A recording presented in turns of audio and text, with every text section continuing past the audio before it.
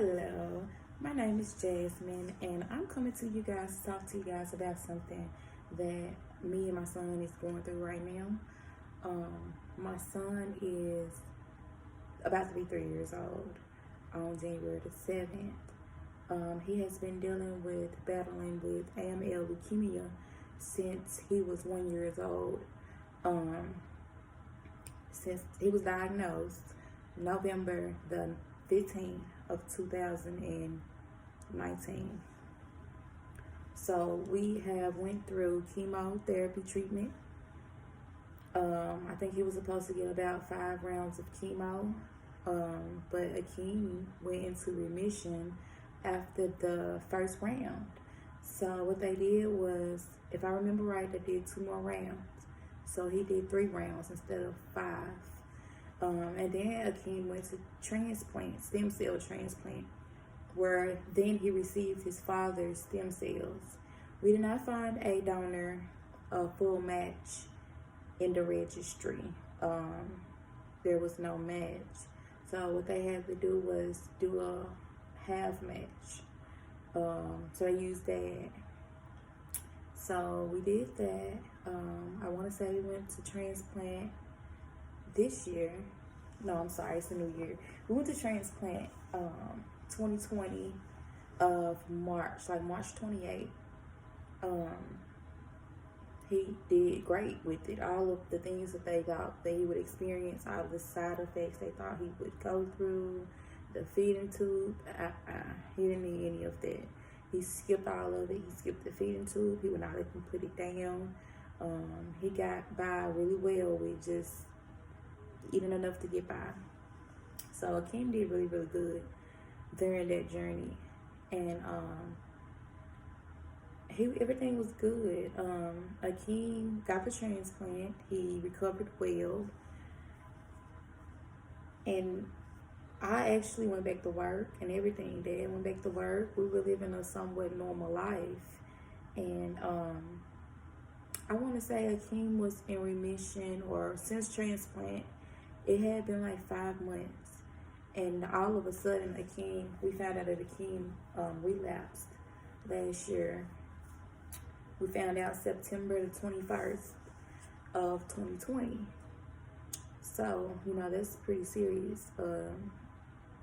It's hard to get rid of leukemia, and when you do get rid of it and it comes back, it's a lot harder to get rid of the leukemia, especially with the type of leukemia Akeem has. It's a very aggressive type of leukemia.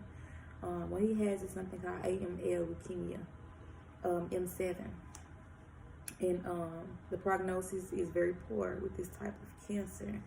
However, St. Jude and other children's hospitals have become very, very advanced in their studies and finding the research that they need to find other ways to try and cure these children, or our children. So the protocol that Akeem went through the first time is a little different than what he's going through this time. So this time we've just gotten admitted yesterday, New Year's Eve, last night rather, for Akeem's second transplant. So today would be day 1. Well, technically, according to this paper, today is day minus 14. Just a second.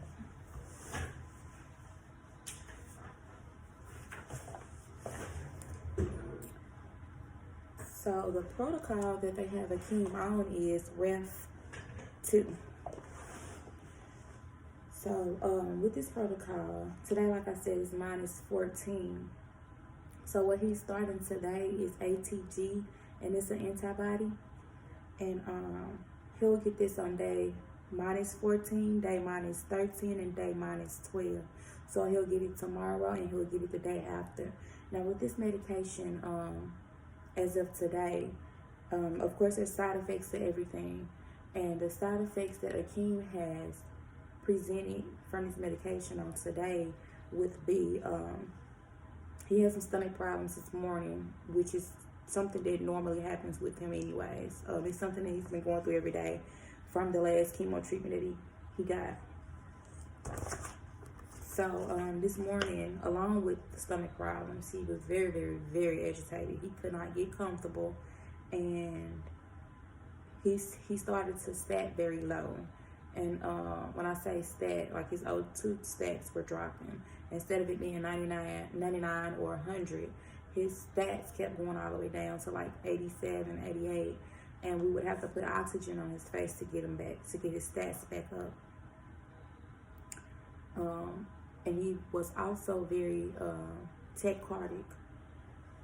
His heart rate was jumping up to the 180s, 170s.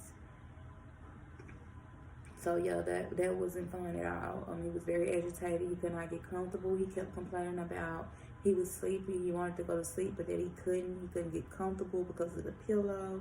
He couldn't get comfortable because his stomach was hurting. His heart was racing. I could feel it and see it beating out of his chest. So I know he was all types of uncomfortable.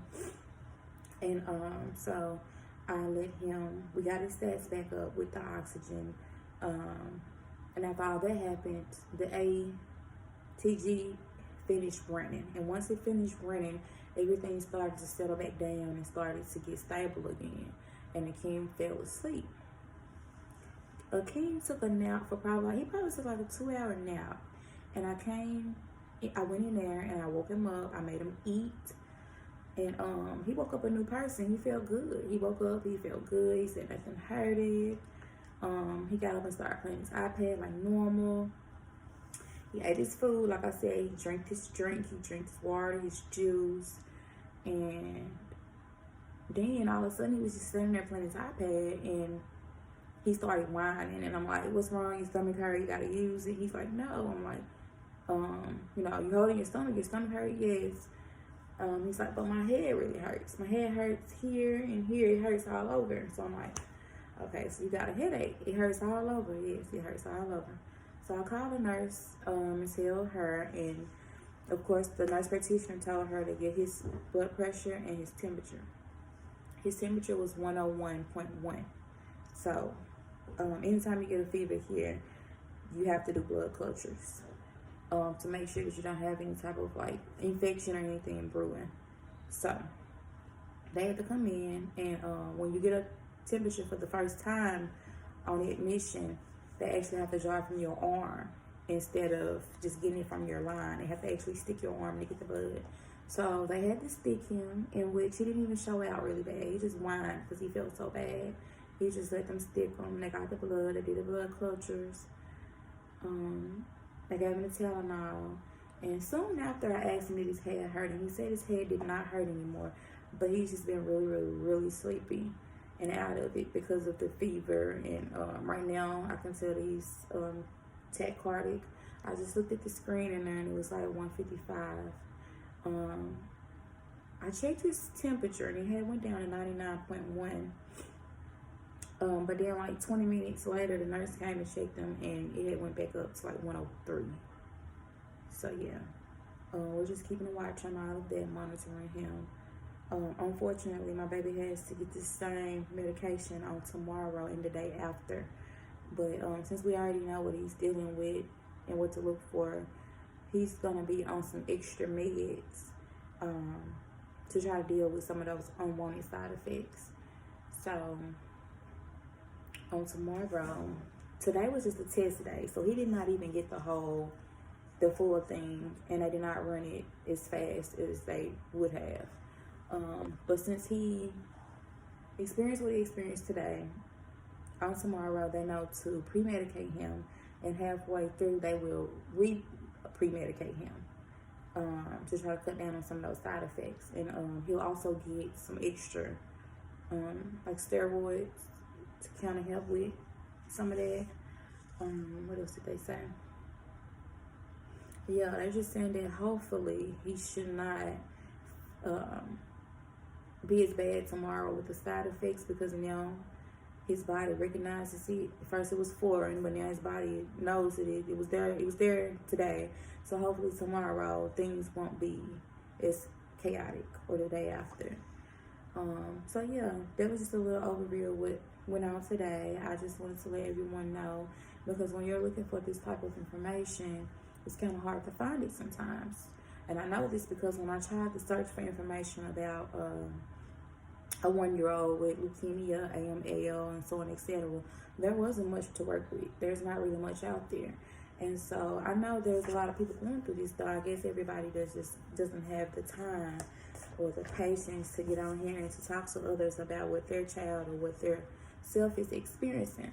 And so if there's any kind of way that I can help another person or give them a heads up or give them any advice possible, then I want to be able to do that. So I'm coming here to speak on Akeem's behalf and tell you guys his story and what he's going through right now, because it could possibly help someone else. So yeah, I'm gonna try to give a update every day while we're here. I know some days it's probably not gonna be possible, but for the most, I'm going to try to do so. So if you like this content, if you would like for me to post more videos, then please like, comment, share. And if you're the type of person who prays and who believes in a higher power, then please pray for me and my son. Pray for our strength and pray for his complete recovery, Lord. But yeah, thank you so much for watching. Thank you for listening to me. And I'll see you guys on tomorrow.